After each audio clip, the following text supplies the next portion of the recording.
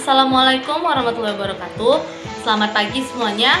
Kami dari kelompok 7 beranggotakan saya sendiri Melvira Olivia Pangabean, saya Westina Tasyastorus, saya Trisna Sejalaman Huruf. Tujuan dari pembuatan video ini ialah untuk melengkapi salah satu tugas dari mata kuliah Ikatan Kimia. Adapun video yang kami buat ialah untuk menguji suatu larutan apakah itu polar atau non-polar. Mari kita lanjut ke tutorialnya. Baik, sebelum kita masuk ke dalam tutorialnya, ada baiknya kita mengetahui apa sih itu senyawa polar dan senyawa non-polar. Senyawa polar adalah senyawa yang terbentuk akibat adanya ikatan elektron pada unsur-unsurnya. Hal ini terjadi karena unsur-unsur yang berikatan memiliki nilai elektronegativitas yang berbeda. Adapun ciri-ciri dari senyawa polar, yang pertama itu dapat larut dalam air atau senyawa polar lainnya. Yang kedua itu memiliki kutub positif dan kutub negatif akibat tidak meratanya distribusi elektron. Sedangkan senyawa nonpolar adalah senyawa yang terbentuk akibat adanya ikatan elektron pada unsur-unsur yang membentuknya. Hal ini terjadi karena unsur-unsur yang berikatan itu memiliki nilai elektronegativitas yang sama atau hampir sama.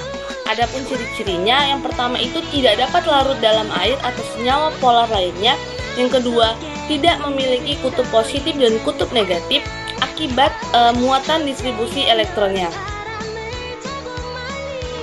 Pada percobaan yang kami lakukan, dapat dilihat bahwasannya minyak tidak mengalami pembelokan kepada sendok yang telah dipanaskan, maka dapat disimpulkan bahwasannya minyak itu ialah senyawa nonpolar.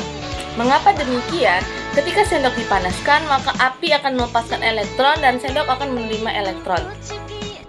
Oleh karena itu, sendok yang bermuatan akan dapat membelokkan larutan polar dan akan menyebabkan gaya tarik-menarik.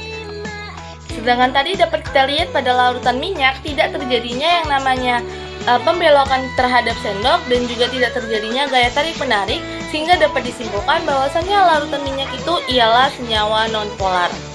Baik, untuk percobaan selanjutnya ialah kami menggunakan larutan gula.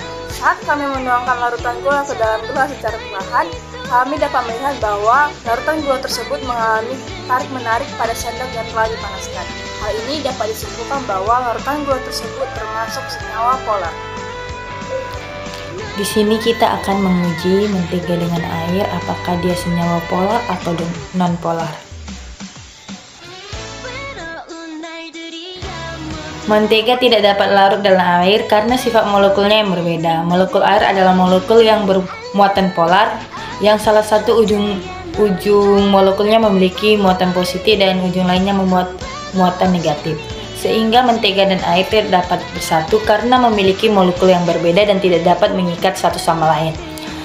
Saat air dan mentega diguncang dalam satu gelas, memang akan terlihat seperti bercampur, tetapi beberapa saat mereka akan naik ke atas. Setelah itu keduanya akan mulai terpisahkan. Dari percobaan yang kita lakukan, dapat disimpulkan bahwa mentega dan air itu adalah senyawa non-polar. Maka kesimpulan yang dapat diambil dari percobaan ini ialah larutan gula karena dia mengalami pembelokan terhadap sendok sudah dipanaskan, maka dapat disimpulkan bahwasannya larutan itu ialah senyawa polar. Sedangkan larutan minyak karena dia tidak mengalami pembelokan terhadap sendok yang telah dipanaskan, maka itu adalah senyawa non-polar. Kami juga melakukan percobaan terhadap blue band yang dicampurkan dengan air. Dapat dilihat bahwasannya blue band tidak dapat bergabung dengan air, maka dapat disimpulkan juga bahwasannya blue band dan air itu adalah campuran senyawa non-polar.